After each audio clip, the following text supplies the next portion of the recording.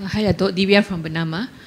Semalam Tan Sri KSN ada sebut Kementerian Komunikasi antara 3 kementerian yang berjaya melaksanakan reformasi kerana birokrasi.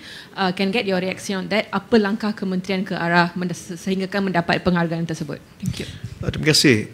Jadi semua kementerian telah diminta bawah nama jawatan kuasa itu adalah STAR yang dipengerusikan oleh Tan Sri KSN untuk melihat aspek-aspek yang perlu direformasi ditambah baik, termasuk masalah kerenah birokrasi.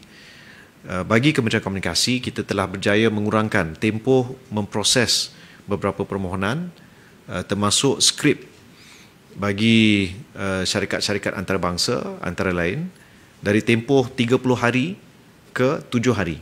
Ini satu pencapaian yang bagi saya membanggakan bagi pihak Finas kerana ia juga satu keperluan penting bagi syarikat-syarikat penggambaran yang ingin melakukan penggambaran dalam negara, maka perlu diteliti skrip-skrip tersebut. Juga ada beberapa agensi lain di bawah Kementerian Komunikasi yang telah menyaksikan isu kerenah birokrasi ini diteliti dan direformasi ataupun ditambah baik.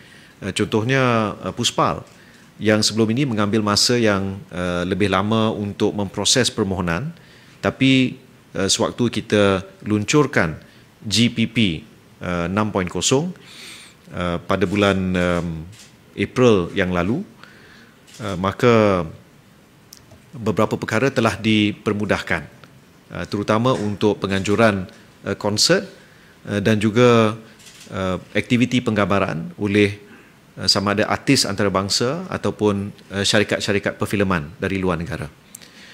InsyaAllah selepas ni saya akan minta supaya usaha untuk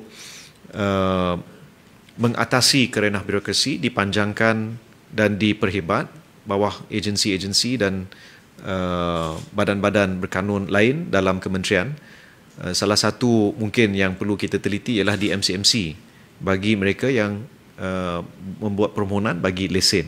Jadi ini antara perkara yang sedang kementerian ini lakukan. Terima kasih. Okay.